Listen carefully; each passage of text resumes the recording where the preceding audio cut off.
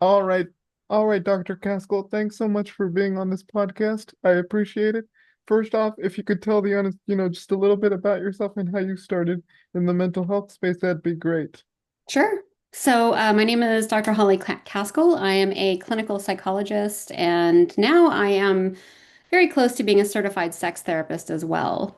So, how I got started in the field was I was a pre-med student in undergraduate school, but I was most interested in psychiatry, and so I started taking a bunch of psychology classes and found them to be just so much more interesting than the science classes, the biology and chemistry classes I was taking. And so I ended up going straight from my bachelor's program into a clinical psychology doctorate program. So the degree is actually a PsyD, which stands for Doctor of Psychology. And it took me 5 years to complete that program. And then the sixth year was postdoctoral fellowship. And so throughout that entire training, I had just a real breadth and width of experience, a whole variety of different clinical settings I worked in, and I loved all of my experiences.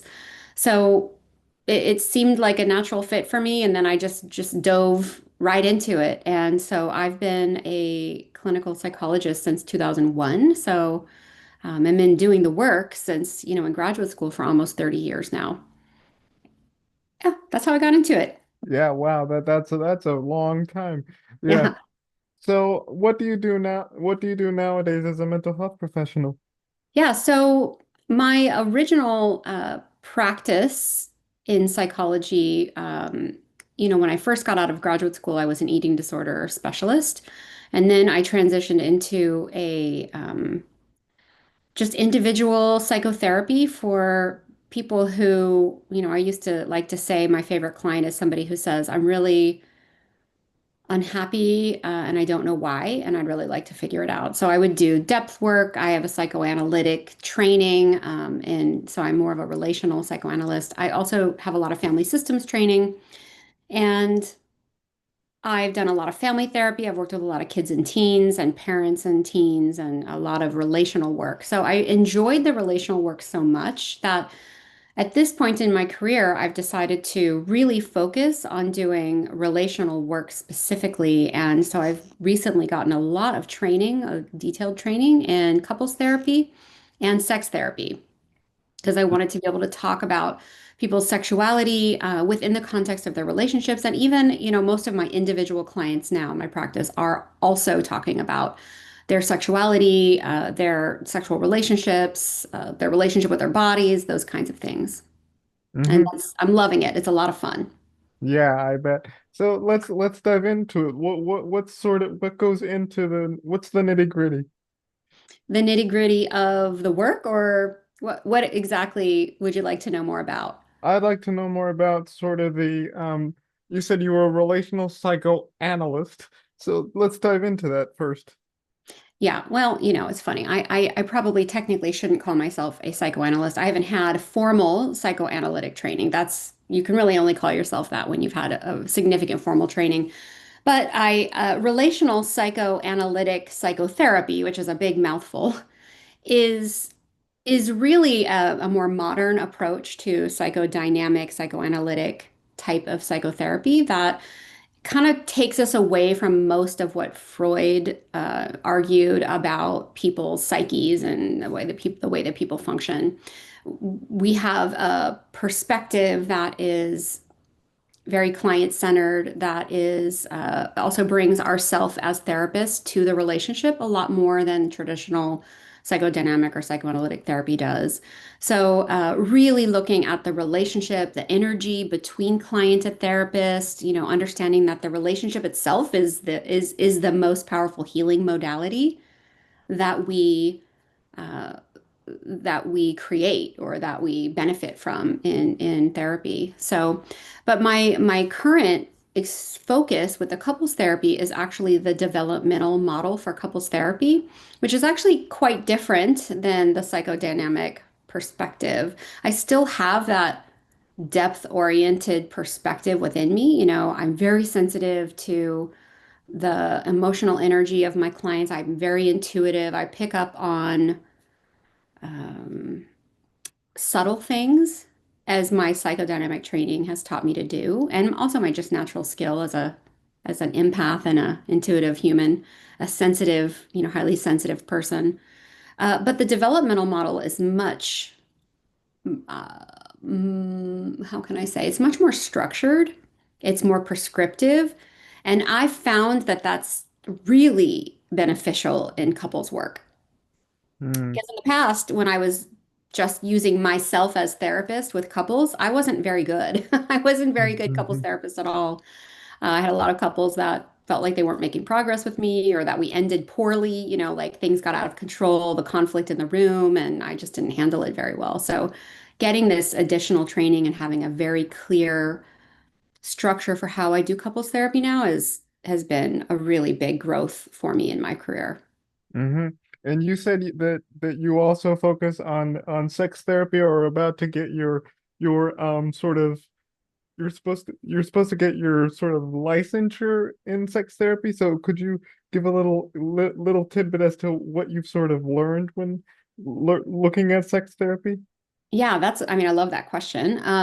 So what I am working on is a certification as a clinical sex therapist, which has taken me, it's been about a year that I've been doing all of the training. So that involves taking a ton of courses. I've actually taken almost double the number of courses that I needed to just because I'm such a hungry learner. I really so excited to be learning this material. And in addition to taking a lot of courses about everything from sexual functioning to physiology and anatomy to how to do a sexual health evaluation to how to talk with clients about sex, how to help them shift the way that they think and talk about sex in their relationships, learning about concepts like desire and sort of expanding people's ability for exploratory sexual relationships. So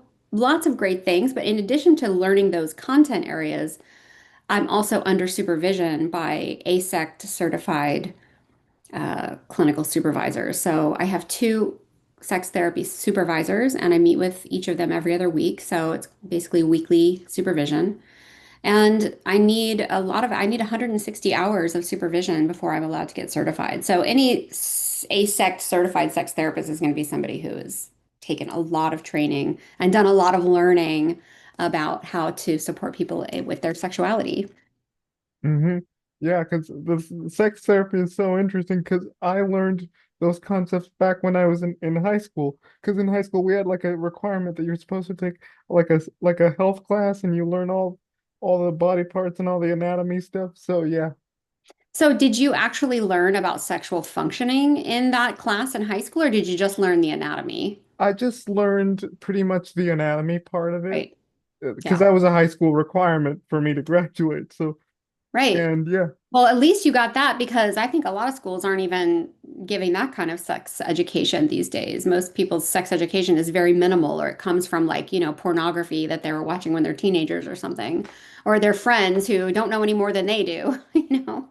Yeah, because I feel like the concept of sex is a really sort of taboo sort of subject. I'm curious to hear like your thoughts about sort of um s- thoughts about that, like sex being the sort of taboo thing. Yeah.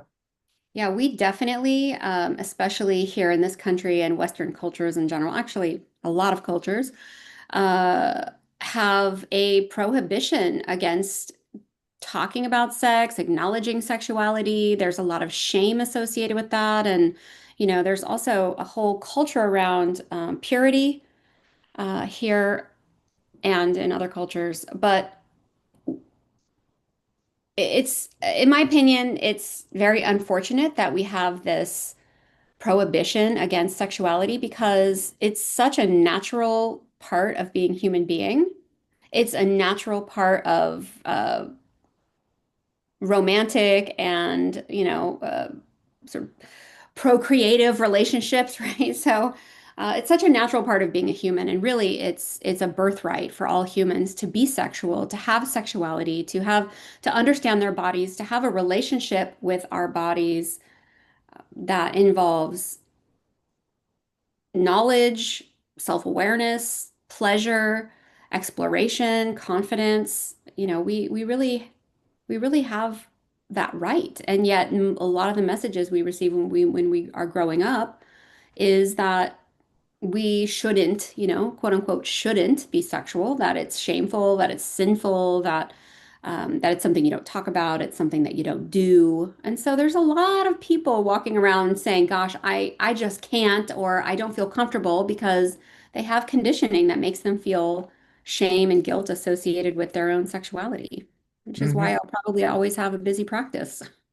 Yeah, because I remember talking to another sex therapist on my podcast, and I asked her about what the role of the media and portraying like sexuality and stuff. Because with a lot of the reality shows, she said they're all so fake. It's not real. It's not. Yeah. Yeah. Yeah. I mean, and pornography too. Most of the pornography that people are viewing is not realistic, right? Uh, if that's your only sex education, then you're really missing out on how complex and varied and interesting and powerful sex can actually be. Hmm. And so to that end, how do you sort of flip that narrative to make it sort of educational and kind for people to sort of understand and stuff? Because because in my experience, I learned about the anatomy stuff. When you learned about it, you learned it completely different when you were in grad school. So how do you sort of what's your take on that basically? How do you sort of flip that script of like making sex sort of an educational thing? Yeah, so it starts with just the willingness and the comfort with even talking about it. So there are a lot of even fully trained, licensed, experienced therapists who don't ask about sex, don't ask about people's sex lives, and are uncomfortable talking about it themselves or uncomfortable when their clients talk about it. So the power of having received this education and the sort of purposeful focus on talking about sex and therapy is that I create a space for people, and sex therapists in general create a space for people to feel comfortable or work on feeling comfortable talking about sex. And so their sexual experiences, their sexual anxieties, their sexual shame, if they're having that, their fears, any kind of interactional or relational problems people might be having, and when they're trying to have sex or talk about sex or solve sexual problems. So what it looks like is, in a therapy session, well, first of all, people know that I'm a sex therapist. And so they kind of already know I'm going to be asking questions about that or that I'm comfortable talking about it. But even if I wasn't a sex therapist, anybody who's had this kind of training any therapist can take these courses. They don't have to do the whole like becoming a sex therapist track, which is a lot of work. It's like another graduate program all over again. Uh, Being able to ask some of the most basic evaluative questions about somebody's sexual wellness or sexual functioning. We ask things like about what we call willingness, which gets to the issue of consent. Consent is such an important topic in sexuality, and it's something that people don't always feel comfortable talking about and also don't even fully understand. Consent isn't a very simple concept. It's actually can be quite complex.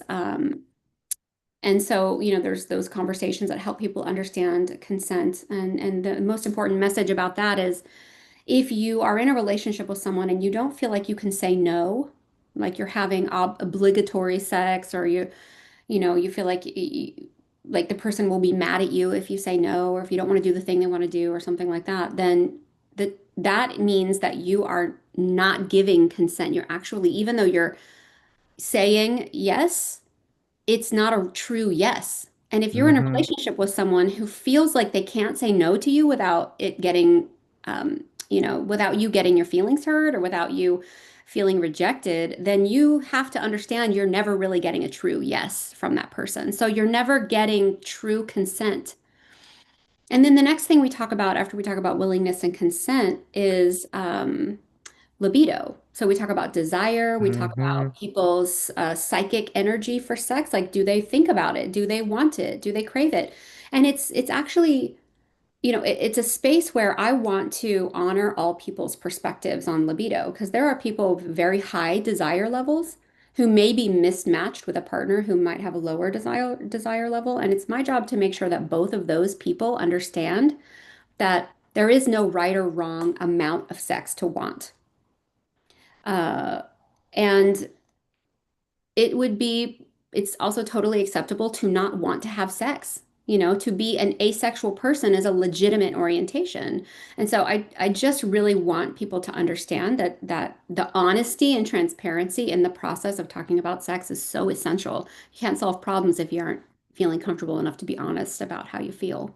I Mm-hmm. also talk about pain. Sexual pain is a real problem for sexual relationships. So I ask questions like, is there anything that you do when you're being sexual or having a sexual interaction that is uncomfortable or painful for you?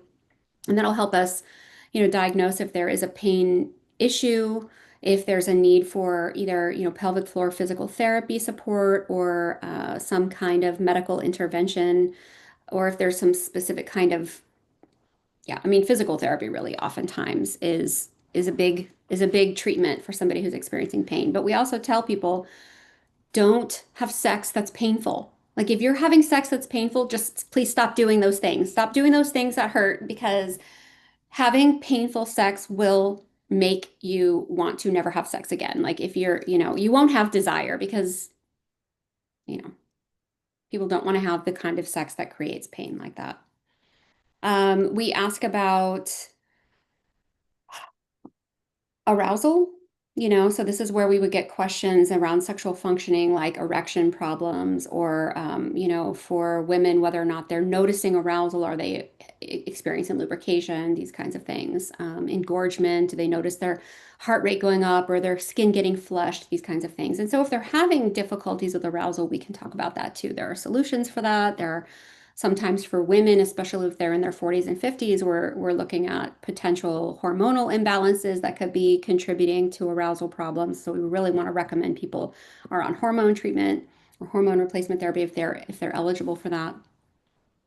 We also talk about orgasm. We ask people, do you have them? Do you like your orgasms? Are they satisfying to you?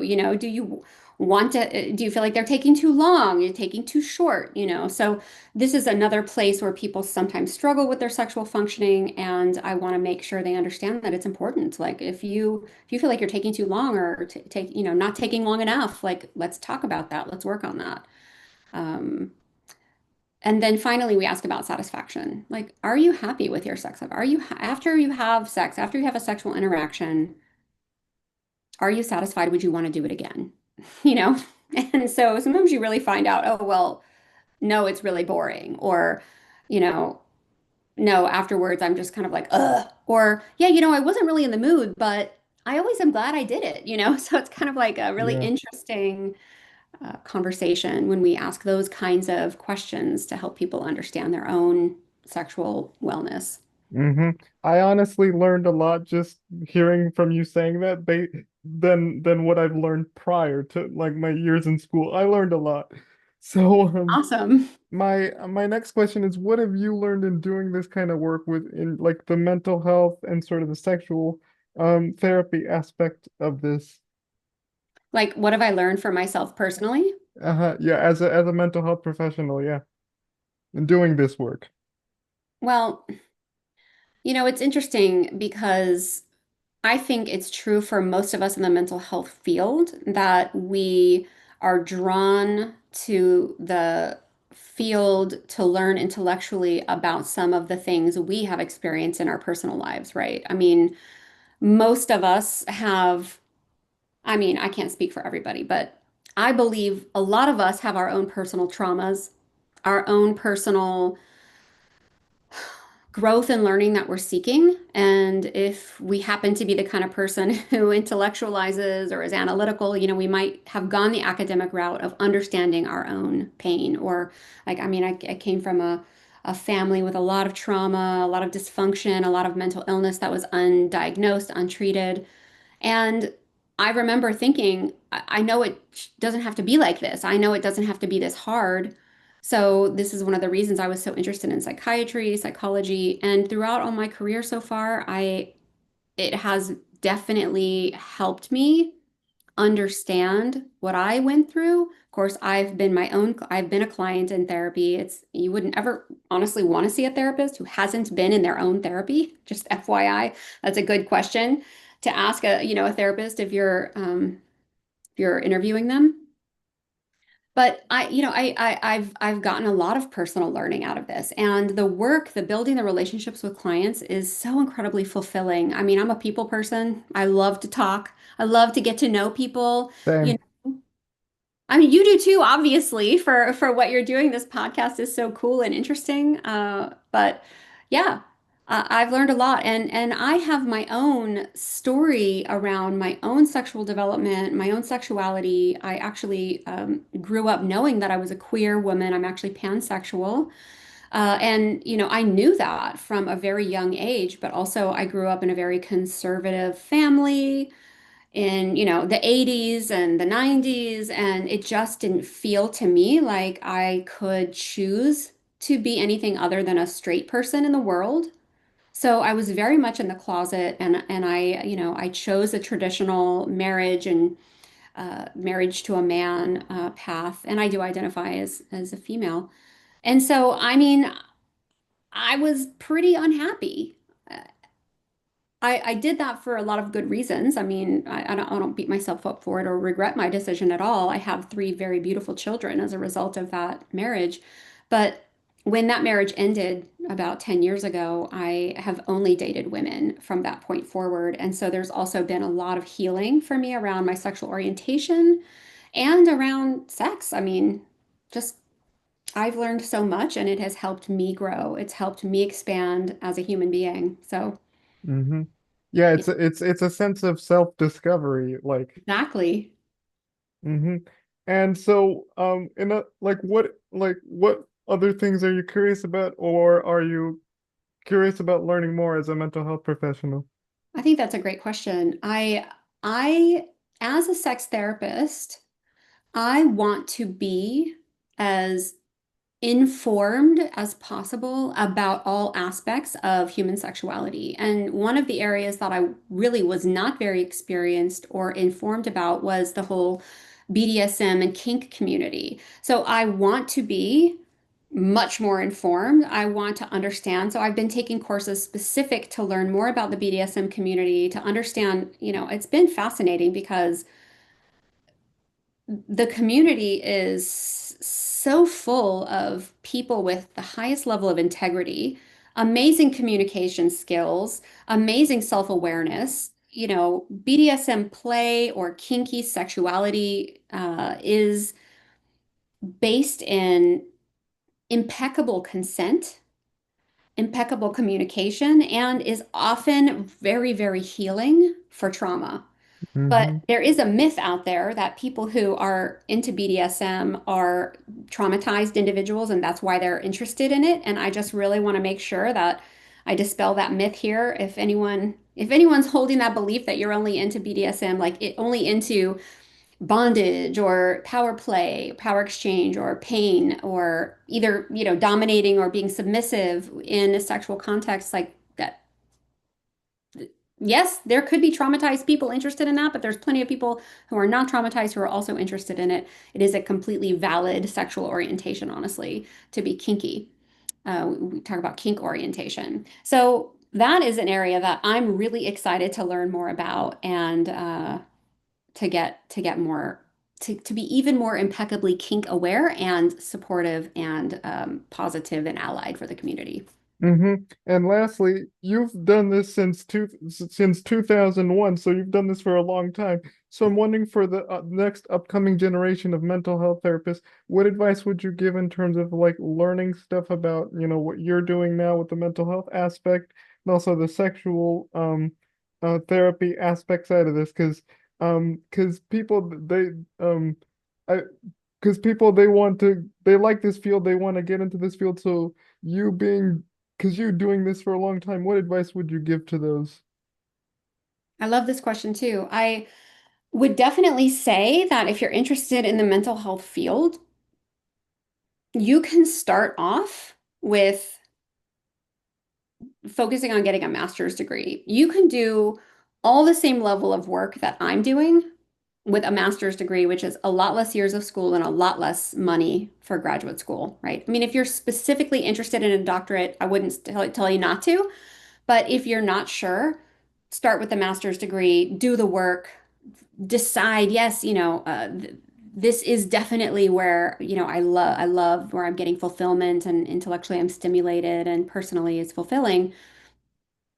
So that's the first piece of advice I usually give people. The second piece of advice is in the beginning of your career when you're new, take a lot of risks. Like, don't be afraid. I see a lot of, I've done a ton of supervision over the years. I love doing supervision. I love being a mentor to, early career therapists. And one of the things I see is, oh, somebody saying, well, I don't see this kind of client. I don't see this kind of client. I don't see this kind of client, and they're just listing off all the things that they don't do. And it's coming from a place of fear or anxiety about like, I've never worked with a client with that type of problem, or I've never worked with that type of person before. And I would just say, don't limit yourself because you're new and the whole point is to learn.